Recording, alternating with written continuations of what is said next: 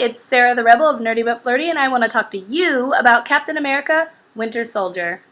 I have a pen. It's very pretty. Skype actually sent me to go see Winter Soldier before it was released for everybody else in theaters. Unfortunately, I had International Tabletop Day to plan, and so I couldn't get a review out in time, but I have decided to do a little video, and you may see another full written review on the site as well. So first of all, I really, really recommend seeing this movie with a bunch of other nerdy people, because there is nothing as exciting as sitting there surrounded by other people who are willing to cheer and laugh and boo and gasp, all in honor of the movie instead of just, absorbing whatever popular culture told them to watch. So I really like this movie, mostly because Captain America is one of my favorite Avengers. A lot of people didn't like the first Captain America movie, apparently. But for me, this was the kind of superhero movie I like to watch. I like my superheroes to be good guys. I don't like all that snarky Iron Man bullshit. I don't like this new realistic Batman. I don't want them to actually have all these deep layers and be these complicated bad guys who are just doing the good thing for some odd reason. No, I don't want that. I want, I'm good because good is the right way to be. I like that kind of superhero. So I really enjoyed the first Captain America, and I especially enjoyed that it was like a period piece, because I also really prefer historical, old-fashioned looking movies to these new, very modern, taking place in a city movies. Again, not the popular opinion. I know, it's fine. So in Captain America: Winter Soldier, we are now in the present day. It takes place after the Avengers, and we're essentially seeing how Captain America deals with being a part of S.H.I.E.L.D., which, being a guy from the 1940s and coming into the modern world, there's a lot of shit that's not the same, right? It's not just that this assumption oh, he's a conservative. It's no, the entire mindset of the greatest generation and the mindset of us today, it's very different. A lot of the trust is gone. People used to believe what the government told them. The modern abilities to communicate and to kind of lie in your communications, through text messages and Facebook, all these things are addressed, and it's very, very interesting. So first of all, Nerdy But Flirty, we like to focus on sexism, diversity, gender issues, anything like that. So I have to, of course, give a shout out to Black Widow in this movie.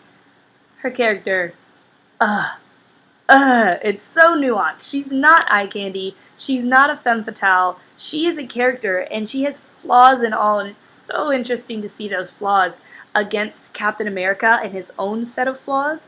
P.S., we'll take a moment. The female gaze in this movie, it was heavy. I mean, he was coming in a wife beater with dirt smudges all over him. I just wanted to clean him off. And, the Falcon with it. Oh, even the Winter Soldier with, his swagger. I'm sorry. This film seemed like it was made for women to finally get our chance to stare at butts in action movies. I'm just saying, I really appreciated that, Marvel. Anywho, carrying on. So her character, of course, is a spy, and she cannot be trusted. And Captain America is a trusting, all-American good guy. And so, working with a spy agency and working with Natasha, he has a lot to learn, and he grows a lot as a character in this movie. And I think that's what makes this movie probably the best Marvel movie in this cycle.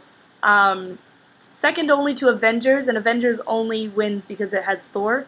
Because so much character development happened, and character moments happened, and they drove the plot. This wasn't just a big CGI spectacle like a lot of the others have been, unfortunately. This movie has heart. It might make you cry. It made me cry twice. It has all these feels.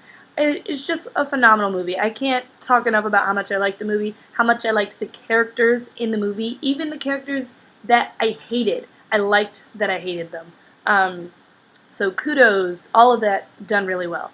I also love that. Okay, so let me explain my reputation with Captain America. Growing up, the very first comic book I ever remember reading was Captain America, but it was like a hardcover, and I can't tell you anything about this book that I had. I think I had 2 or 3 of them. I don't know what volumes, I don't know what stories were in them, I just know that these were what I had. And, I also just realized I didn't actually do my makeup. I hope you guys still like me. Anyway, I didn't know anything about the storyline. I didn't get a lot. All I knew is Hydra was his enemy. Here were some bad people he generally seemed to run into. He was against the Nazis. And yet somehow, without actively seeking out any Captain America comics, before this movie came out, I still knew the general gist of Captain America's storyline. I don't really know how that happened. It wasn't through the movies, so I don't know if I was researching other things about other characters in comics and came across them, but I knew who the Winter Soldier was. Oh, I should also mention, this review that I'm doing for you right now is spoiler-free, but at the end of this, I'm going to have a spoiler section where I am going to talk spoilers, but I'll make sure that you know that that section is coming up. So I knew who the Winter Soldier was going to be. I knew a lot of his story, and what I really enjoyed was how seamlessly that was kind of brought into this movie. Like, that old-fashioned Captain America storyline was really brought so well into this modern age and into the S.H.I.E.L.D. storyline. So super, super kudos to the team again for doing that. For a comic book lover, it's really great when you see those kind of callbacks. It's really nice. I liked it. I also, of course, loved mainstream comics' first black superhero, Falcon, being in this movie. First of all, the man is sexy. We have to just get that out of the way. Second of all, his character. He is somebody who works with veterans who come back from the war with PTSD.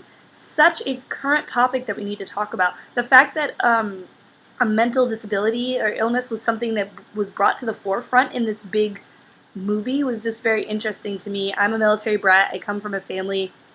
I have a lot of friends who are in the military, and so seeing this issue talked about, even briefly, and then the fact that it was connected to what Captain America himself is going through was very, very interesting and very well done to me. And their partnership felt very real and very honest.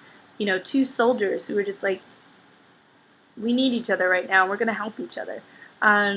Interesting to note, although he was the first black superhero in the mainstream, the first black sidekick guy, who wasn't a superhero in the mainstream, was also in Captain America. He's the guy that Derek Luke played in the first movie. What's his name? Gabe? I think his name is Gabe. Sorry.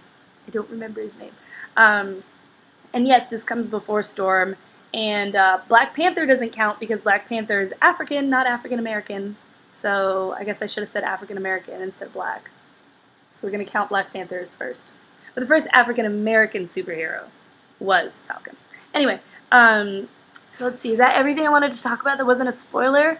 The CGI is good. The action is great. It's very old-fashioned action movie. It's like car chases and ducking and dodging and jumping over things. It's very physical, which I really enjoy. I know everybody loves CGI. And once again, I know this is an unpopular opinion, and there is still CGI in this movie.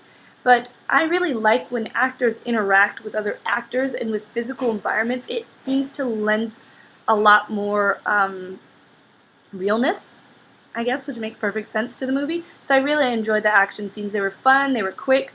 The pacing was great. There's a dump truck outside. I hope it doesn't ruin my video. And I just really, overall, it was a lot of substance versus spectacle in this movie, which, I mean, who'd have thought Marvel movie was going to give that to me? I didn't think that was going to happen. So that was really cool. Oh, and then also, of course, the fact that the movie even made me question things.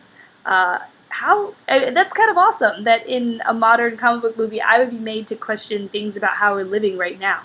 Is intelligence worth the cost to lives it may cause, such as with the Snowden issue?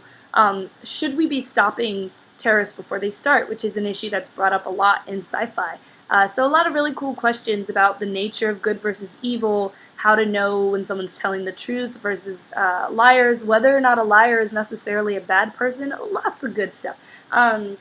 There's also a supervillain in this movie, but that might be a spoiler, so I won't tell you who it is until we get to the spoiler section. So let me see if I covered everything I wanted to cover. I liked that they were good guys. I cried. It was diversity. Oh, there was even a scene in this movie where it was 2 black men and 2 women with Steve Rogers planning out an attack. And it was just kind of a moment for me. You know, in superhero movies nowadays, you can say what you want. Yes, I know they've replaced some characters with black people. Yes, they've tried to give roles to women, though most of them haven't been interesting. But when you step back and you look at it, Fantastic Four, bunch of white people, and The Thing, I guess we can accept The Thing as one of us. I mean, that doesn't make any sense. He's not diversity. So we have a bunch of white people. X-Men, we have 1 black person in the movies, pretty much, which was Storm.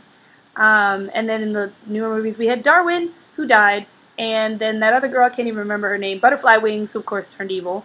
In the Avengers, we have Captain America, Thor, Iron Man, Hulk, a bunch of white people. Natasha, Hawkeye, it's a bunch of white people. So in these big groups in these movies that we're seeing, it's almost always white people.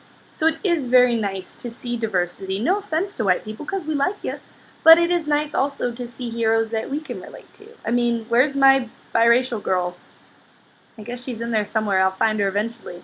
But it feels good to see diversity on screen. And not just with black and white, male, female, gay, straight, disabled. I want to see all of that in our comic book movies. I want it to be mainstream as well, because I don't want it to be something that I have to comment on anymore. I want it to just be given. So seeing that scene in the movie felt really good.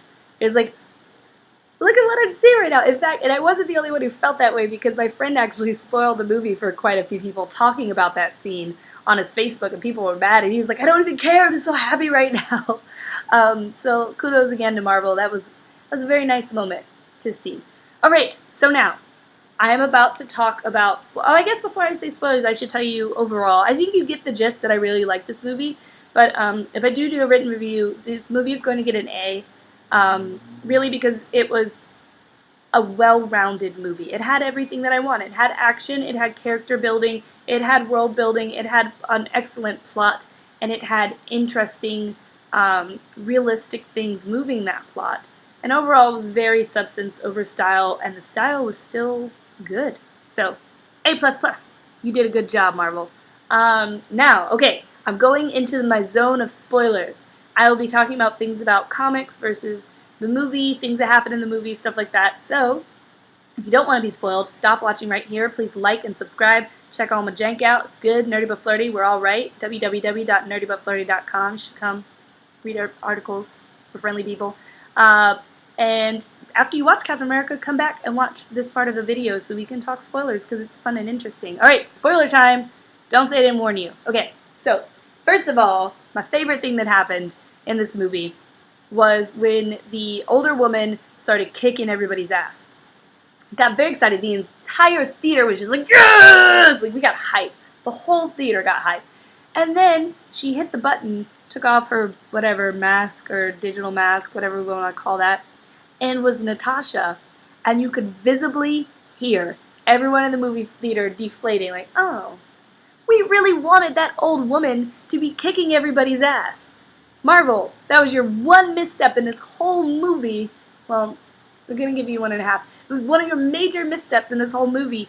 That should have been that old lady kicking everybody's ass. Nobody was happy to see that was Natasha. We want more old ladies who kick ass. Make a note of that.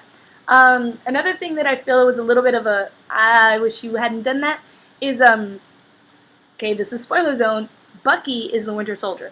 Now, in the comics, the Winter Soldier had a relationship with Natasha back when she was a bad guy. How freaking cool would that have been, especially with the possibility of her burgeoning feelings for Captain America, which of course could just be friendship, or it could be more than friendship. There's not really an answer given in the movie, which I also appreciate.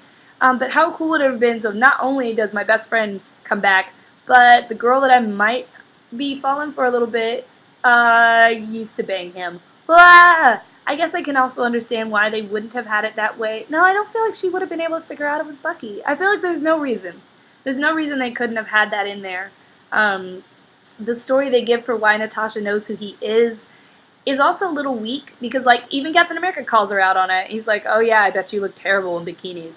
So it actually does make me wonder if she's lying a little bit, which could be possible, because it shows in the movie that Bucky is like reset and has his brain kind of re-emptied, if that's what that electrocution stuff was. So it's possible that he had a relationship with her and then his mind was wiped and he doesn't remember that relationship and she does, but she's keeping it a secret. Would make me happy if that was the case.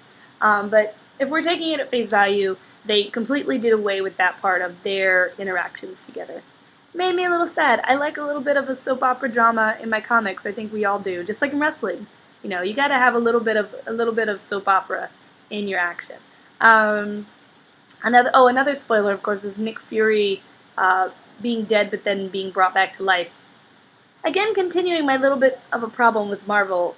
Again, pretty much the only character that died and hasn't gotten brought back to life that was the main character is the woman, Loki's mom. Still, Thor's mom technically, but more Loki's mom than Thor's mom possibly. But yeah, so still, nobody's dying, just like in the comics. Okay, whatever. I'm happy that Nick Fury isn't dead because he's Black Man, and that would have been, oh god, they killed the Black Man again.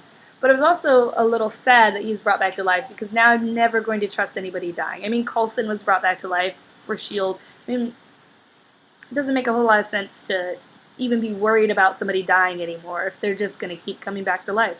So yeah, so about that, we'll see in the next Avengers how that fully plays out for me. I also loved that Hydra was the bad guy.